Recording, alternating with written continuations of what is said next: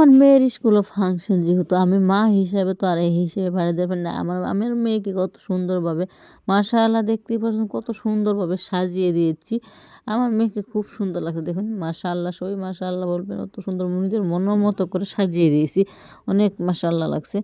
যাই হোক, আসসালামু আলাইকুম ভাই বোনেরা। আজকে আমি সকাল সকাল উঠছি, যেহেতু আমার মেয়ের বাড়ি স্কুলে ফাংশন, আমার মেয়েকে রেডি করতে হবে। তাই লেটস গো, সবাই চলেন। আমি আমার মেয়ের স্কুলে কীভাবে স্টাইল করে দেয় সম্পূর্ণটুকু ভিডিও আমি আপনাদের সামনে শেয়ার করব।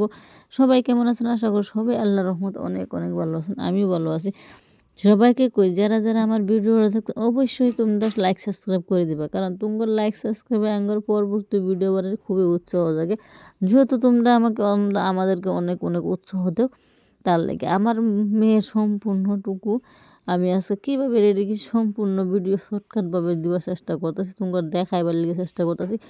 যাই হোক, এই সাজানোর কতটা টাইম লাগছে সেইটাও তো সম্পূর্ণ দিবার দিয়ে আমি দিলেও তো তোমরা দেখবার সময় হতো না, তাই আমি ছটছট করে নিয়ে তোমার সামনে নিয়ে আসলাম, যে তোমরা দেখো, উপভোগ করো। আর ভালো লাগলে অবশ্যই প্রত্যেকটা মেয়ের মাকে, আমার মনে হয় প্রত্যেকটা মায়েরই উচিত মেয়েরে নিজের ইচ্ছা মতো সাজিয়ে করতে। ওরা ছোটো মানুষ না, ওরা তো নিজের ইচ্ছা মতো সাজাতে পারে না।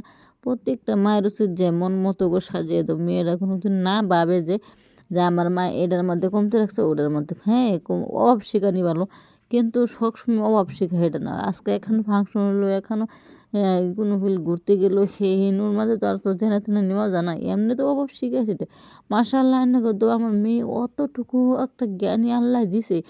আমার মেয়ে কিন্তু অনেক, আজকাল যদি মা তোমার আজকে এইটু পয়সা নাই, স্কুল নাই, নীল লাগতো না স্কুল, আজকে এইভাবে যাও, বিশ্বাস করবেন না ভাই বোন, আমার মেয়েকে আল্লাহ অত জ্ঞান দিছে। সেই ভাবে স্কুল থেকে একটু শব্দ করবো না।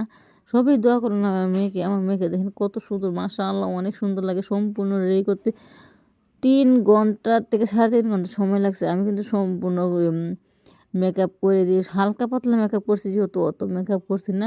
আর এই মেখলা চাদর পিন্ধাতে অনেক সময় লাগছে, রেডি করতে যতটুকু সময় না লাগছে তার চেয়েও বেশি সময় লাগছে আমার মেয়েকে এই মেখলা চাদর। ছোটো মানুষ তো, মেখলা চাদর কিন্তু আমার, বুঝছেন, আমার মেখলা চাদর ওকে পিন্ধা দিয়েছি, যেহেতু ওর দুবারে 2টা মেখলা চাদর এনে দেওয়া হয়েছে, তাই আনা দেওয়া হয়েছে না আমারও অনেকটা, যেহেতু মেখলা চাদর, তাই ভাবলাম যে অত মেখলা চাদর এনে কী করবো। তো আমি এই কইটা আমার ডিফিন, আমার মেখলা চাদর দিয়ে অনেকটা সুন্দর লাগছে। দেখেন আমার মেয়েকে অতটা সুন্দর লাগছে, কি কই আমার কাছে অনেক, তবু কারো যেন নজর না লাগে, আমার মেয়েকে খুবই মাশাআল্লাহ, খুবই মাশাআল্লাহ।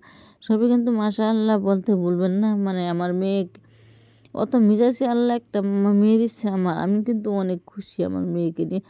যেহেতু আরও একটা কথা, মেয়ে প্রত্যেকটা যার গরো মেয়ে আছে, ওরা জানে গড়টা পরিপূর্ণ লক্ষ্মী। মেয়ে যার ঘরে আছে, ওর গড়টা বরকতময় ঘর। সবাই, আমার মনে হয় সবাই মেয়েকে আদর করেন বেশি বেশি, কোনো তো অংশ তো কম দিবেন না, মেয়েকে বেশি ভালোবাসবেন। সবাই ভালো থাকে।